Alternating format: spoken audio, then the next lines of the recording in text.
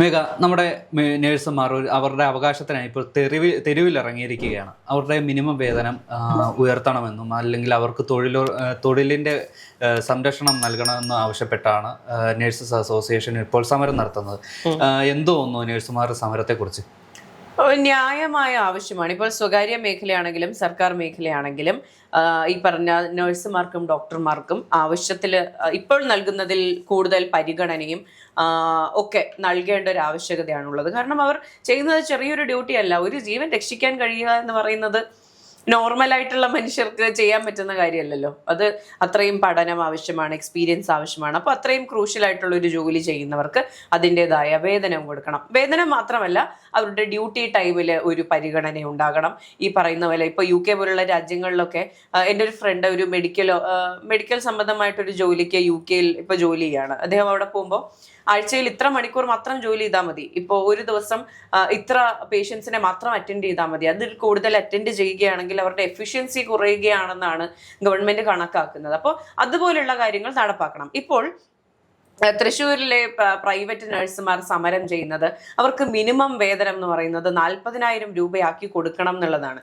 Private ആശുപത്രികളുടെ കാര്യം നമുക്കറിയാം. അവർ ട്രീറ്റ് ചെയ്യുന്ന ഓരോ രോഗിയുടെയും അടുത്ത് നിന്ന് എത്ര രൂപയാണ് ഇവർ ഈ പറഞ്ഞ ബില്ലായിട്ട് വാങ്ങുന്നത് എന്നറിയാം. അപ്പോൾ സ്വാഭാവികമായിട്ടും വളരെ തുച്ഛമായ വേതനത്തിൽ 12,000 15,000 രൂപയ്ക്കൊക്കെ രാപ്പകൽ പണിയെടുക്കുന്നത് വളരെ ബുദ്ധിമുട്ടുള്ള കാര്യം തന്നെയാണ്. ഇപ്പോൾ സർക്കാർ ആശുപത്രികളുടെ കാര്യം പറയുകയാണെങ്കിൽ 45,000 മുതൽ സീനിയോറിറ്റി അനുസരിച്ചാണ് സാലറി നിശ്ചയിച്ചിട്ടുള്ളത്. അത് ഈ പറഞ്ഞ പ്രൈവറ്റ് ഹോസ്പിറ്റലുകളുടെ കാര്യം പറയുകയാണെങ്കിൽ ശരിക്കും ഒരു ഫ്രഷർ കയറുകയാണെങ്കിൽ 12,000-15,000 രൂപയ്ക്ക് സാലറിയിൽ ജോലി ചെയ്യുന്ന നഴ്സുമാരെ നമുക്കറിയാം. 18 മുതൽ 30 വരെയൊക്കെയാണ് മാക്സിമം അവർക്ക് സാലറി ഉള്ളൂ എന്നുള്ളത്. അപ്പോൾ ഈ ബേസിക് പേ 12,000-ൽ നിന്ന് ഉയർത്തണം എന്നുള്ളതാണ് നഴ്സുമാരുടെ ആവശ്യം. അപ്പോൾ ഇതിൽ സർക്കാരിന് എന്ത് ചെയ്യാൻ പറ്റും? സർക്കാർ ഇപ്പോൾ നിശ്ചയിച്ചിരിക്കുന്ന പരിധി എന്ന് പറയുന്നത് 25,500 ആ റേഞ്ച് മുതൽ 30,000 വരെ ബേസിക് പേ ഉണ്ടാകണം എന്നാണ് ആവശ്യപ്പെടുന്നത്. 25,000 രൂപ ഇന്നത്തെ കാലത്ത് ആ പണം കൊണ്ടൊരു കുടുംബം ഓടിക്കുക എന്ന് പറഞ്ഞാൽ ബുദ്ധിമുട്ടുള്ള കാര്യമാണ്. അപ്പോൾ അതുകൊണ്ടാണ് നഴ്സുമാര് 40,000 രൂപ ബേസിക് പേ ആവശ്യപ്പെടുന്നത്. അപ്പോൾ സർക്കാർ ഉറപ്പായും ഇതിനൊരു ഉത്തരം കൊടുക്കണം. ഇപ്പോൾ KM മുരളീധരൻ ഇതിനെപ്പറ്റി സംസാരിച്ചിട്ടുണ്ട്. അതായത് ഈ പറഞ്ഞ വേതനം കൂട്ടൽ എന്ന് പറയുന്നത് അടുത്ത 2 മാസത്തിനുള്ളിൽ നമുക്ക് ചെയ്യാൻ പറ്റുന്ന കാര്യമല്ല. ഉറപ്പായും ചെയ്യാം, സമയമെടുക്കും. അപ്പോൾ യു ഡി എഫ് സർക്കാരിന്റെ കോൺഗ്രസിന്റെ നമ്മുടെ മന്ത്രിയായിരിക്കുന്ന KM മുരളീധരന്റെ പ്രശ്നമാണോ എന്ന് ചോദിക്കും. പക്ഷേ അല്ല, കഴിഞ്ഞ 4 മാസങ്ങളായിട്ട് ഈ നഴ്സുമാര് സമരത്തിൽ തന്നെയാണ്. ഇപ്പോഴാണ് നിരാഹാര സമരം എന്ന കടുത്ത സമരമുറയിലേക്ക് നീങ്ങാൻ അവർ നിർബന്ധിതരാകുന്നത്.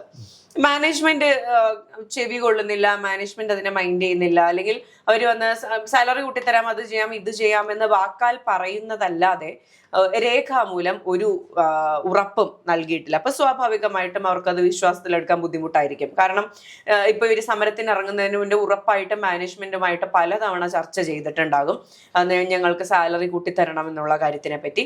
പക്ഷെ ഇതുവരെ മാനേജ്മെന്റ് തരാം എന്ന് പറയുന്നതല്ലാതെ കൂട്ടിക്കൊടുത്തിട്ടില്ല. അപ്പോൾ സ്വാഭാവികമായിട്ടും ഒരു എഴുതിയിട്ടുള്ള ഒരു എഗ്രിമെന്റ് അല്ലെങ്കിൽ രേഖാമൂലം ഇത് എഴുതി കൊടുത്താൽ മാത്രമേ നഴ്സുമാർ അത് അംഗീകരിക്കുകയുള്ളൂ. ഇത് ഇപ്പോൾ നമ്മുടെ മന്ത്രി മുരളീധരൻ മാത്രമല്ല, ഇപ്പോൾ മന്ത്രി OG ജനീഷ് കൂടി ഈ ഒരു വിഷയത്തിൽ ഇൻവോൾവ് ആയിട്ടുണ്ട്. അതായത് കഴിഞ്ഞ ദിവസം നഴ്സസ് അസോസിയേഷനും കൂടാതെ ഈ ഹോസ്പിറ്റൽ മാനേജ്മെൻറ്റ് പ്രതിനിധികളുമായി മന്ത്രി നേരിട്ട് ചർച്ച നടത്തിയിരുന്നു. പക്ഷേ ഈ ഹോസ്പിറ്റൽ മാനേജ്മെൻറ്റിൻ്റെ ഒരു എന്താ പറയുക, അവരുടെ ഒരു നിബന്ധന അല്ലെങ്കിൽ ചില കാര്യങ്ങൾ അത് അംഗീകരിക്കാൻ പറ്റാത്ത ചില വസ്തുതകളാണ്. അത് മാത്രമല്ല, ഇവർ നേരെ സർക്കാരിലേക്ക് പഴി ചാരി വയ്ക്കുകയാണ്. കാരണം സർക്കാർ ഇന്ന ഒരു തുക കൊടുക്കണമെന്ന് നിയമമായി അത് പ്രഖ്യാപിച്ചാൽ അത് ഞങ്ങൾ നൽകാം എന്നത് മാത്രമാണ് ഇപ്പോൾ ഈ ഒരു മാനേജ്മെന്റ് പറയുന്നത്. അപ്പോൾ ആ ഒരു എന്താ പറയുക, ആ ഒരു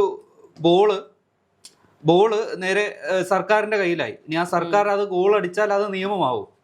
ഞാൻ ഒരു ഗോളിന് വേണ്ടിയാണ് നമ്മൾ കാത്തിരിക്കേണ്ടത്. ശരിക്കും സർക്കാരിന്റെ പിടലയ്ക്ക് വെക്കാൻ വേണ്ടിയുള്ള ഒരു തന്ത്രമായിരുന്നു ആ ഒരു മാനേജ്മെന്റ് ഇതുപോലൊരു ക്ലോസ് വെച്ചത്. ഒരു ഒരു ഏതൊരു ഈ പറഞ്ഞ പോസ്റ്റിലേക്കാണെങ്കിലും ഒരു മിനിമം വേതനം നിശ്ചയിക്കേണ്ടത് ആരെങ്കിലും നിശ്ചയിക്കണമല്ലോ. അപ്പോൾ അതിനൊരു ആധികാരികമായി അതിനൊരു ബാറ് സെറ്റ് ചെയ്യേണ്ടത് സർക്കാർ തന്നെയാണ്, സർക്കാർ ചെയ്യേണ്ട കാര്യമാണ്. ഇത് മുൻ സർക്കാരുകൾ ചെയ്യേണ്ടിയിരുന്ന കാര്യമാണ്. കാരണം ഇന്നലെ പെട്ടെന്നൊരു ദിവസം അല്ലല്ലോ ഇപ്പോ ഈ സാലറി കുറവാണെന്നുള്ള കാര്യം അവർ ഉന്നയിക്കുന്നത്. ഇപ്പൊ ഒരു മാസമേ ആയിട്ടുള്ളൂ UDF സർക്കാർ അധികാരത്തിൽ വന്നിട്ട്. അപ്പോൾ ഈ പറഞ്ഞ UDF സർക്കാർ അധികാരത്തിൽ വരുന്നു, കെ മുരളീധരൻ ആരോഗ്യമന്ത്രിയാകുന്നു. ആരോഗ്യമന്ത്രി ആദ്യം ആവശ്യപ്പെടുന്നത് സർക്കാർ ആശുപത്രികളും അതുപോലെ തന്നെ ഈ പറഞ്ഞ സർക്കാരിന്റെ കീഴിൽ വരുന്ന ആശുപത്രികളെല്ലാം തന്നെ ശുചീകരിക്കുക. ആദ്യത്തെ സ്റ്റെപ്പ് കഴിയുന്നു. അതിനുശേഷം ആരും നിലത്ത് കിടത്തിയുള്ള പരിശോധന ഒഴിവാക്കണം എന്നുള്ളത് നിർദ്ദേശം നൽകുന്നു. അങ്ങനെ ഘട്ടം ഘട്ടമായിട്ടാണ് കാര്യങ്ങൾ മുന്നോട്ട് പോയിക്കൊണ്ടിരിക്കുന്നത് നമ്മുടെ ഇപ്പോഴത്തെ ആരോഗ്യ വകുപ്പിൽ. അപ്പൊ സ്വാഭാവികമായിട്ടും അടുത്ത ലെവലിലാണ് ഈ പറഞ്ഞ ഉപകരണങ്ങൾ നേടുക, അതുപോലെ തന്നെ ഈ പറഞ്ഞ നഴ്സുമാരുടെ വേതനത്തിൽ ഒരു വ്യത്യാസം വരുത്തുക. അപ്പോൾ പ്രൈവറ്റ് ജീവനക്കാരുടെ മാത്രമല്ല, പ്രൈവറ്റ് നഴ്സുമാരുടെ മാത്രമല്ല, സർക്കാർ നഴ്സുമാരുടെയും ഡോക്ടർമാരുടെയും വേതനത്തിലും വ്യത്യാസം വരുത്തുന്ന കാര്യം. അപ്പോൾ സ്വാഭാവികമായിട്ടുള്ള ഒരു കാലതാമസം ഇതിലുണ്ട്. ഇപ്പോൾ നിരാഹാര സമരം പോലുള്ള ഒരു വലിയൊരു സമരമുറയിലേക്ക് ഇത്രയും അധികം വ്യക്തികൾ തൃശ്ശൂർ ജില്ലയിൽ ഇങ്ങനെ ചെയ്യുമ്പോൾ ഉറപ്പായിട്ടും ഇത് കുറച്ചുകൂടി സ്പീഡപ്പ് ആകും എന്നാണ് ഞാൻ വിശ്വസിക്കുന്നത്. ഈ പറഞ്ഞ ഭക്ഷണം കഴിക്കാതെ വെള്ളം കുടിക്കാതെ കിടക്കുന്ന സമരക്കാരെ തിരിഞ്ഞു നോക്കാത്ത ഒരു സർക്കാരായിരിക്കും ഇതെന്ന് ഞാൻ വിശ്വസിക്കുന്നില്ല. അഥവാ അങ്ങനെയാണ് ഉദ്ദേശിക്കുന്നതെങ്കിൽ അതിനെതിരെ സംസാരിക്കാനും ഞങ്ങൾ ഉണ്ടാകും എന്നുള്ളതാണ്.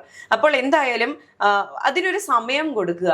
ഇപ്പോൾ പ്രൈവറ്റ് സ്റ്റാഫിനോട് അല്ലെങ്കിൽ നഴ്സുമാരോട് കൃത്യമായി കാര്യങ്ങൾ ഡീൽ ചെയ്യുക. ഇപ്പോൾ നമ്മൾ കണ്ട മാധ്യമ വാർത്തയിൽ ഒരു നഴ്സിനോട് മാധ്യമപ്രവർത്തകൻ ചോദിക്കുന്നുണ്ട്, ഇന്നലത്തെ യോഗം എന്തായി എന്ന് ചോദിക്കുമ്പോൾ യോഗത്തിൽ ഒരു തൃപ്തിയും ഉണ്ടായില്ല, ഞങ്ങൾ കുറെ പ്രതീക്ഷിച്ചിട്ടായിരുന്നു ഈ മീറ്റിംഗിൽ അറ്റൻഡ് ചെയ്തത്, പക്ഷെ ഒന്നും ഉണ്ടായില്ല എന്ന് പറയുന്നുണ്ട്. അപ്പോൾ കൃത്യമായിട്ട് കാര്യങ്ങളെ അഡ്രസ്സ് ചെയ്ത് ഇത്ര സമയത്തിനുള്ളിൽ ഞങ്ങൾ ഇതിന് ഒരു സൊല്യൂഷൻ കണ്ടെത്തുമെന്ന് പറയാനും കൂടി ഈ പറഞ്ഞ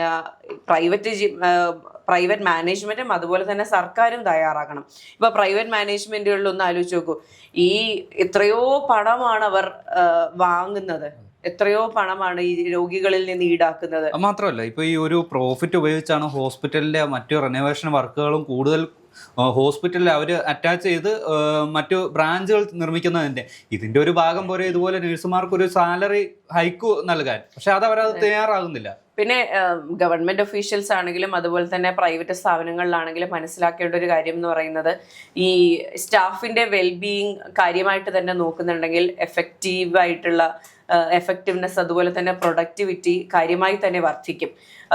ഈ പറഞ്ഞ മാനേജ്മെന്റിനോട് ഒരു കൂറ് തോന്നാനുള്ള ഒരു ടെൻഡൻസി ഉണ്ടാകും. അതുപോലുള്ള കാര്യങ്ങൾ ഈ പെരിഫറലായിട്ട് സാലറി കുറച്ചു വെച്ചുകൊണ്ട് എഫിഷ്യൻസി കൂട്ടാം എന്ന് പറഞ്ഞ് നിൽക്കുന്നത് മണ്ടൻ ചിന്താഗതിയാണ്. അപ്പോൾ അവർക്ക് വേണ്ട ആവശ്യങ്ങൾ ചെയ്തു കൊടുത്താൽ സ്വാഭാവികമായിട്ടും അതിന്റെ റെസിപ്രൊക്കേഷൻ ഈ പറഞ്ഞ വർക്കിലും ഉണ്ടാകും. എഫക്റ്റീവായിട്ട് എഫിഷ്യൻ്റ് ആയിട്ട് രോഗികളെ ട്രീറ്റ് ചെയ്യാനും കാര്യങ്ങൾ ഡീൽ ചെയ്യാനും അവർ ഒരുങ്ങും. അപ്പോൾ എന്തായാലും നമ്മൾ പറയുന്ന പോലെ ഭൂമിയിലെ മാലാഖമാരാണ് നഴ്സുമാർ.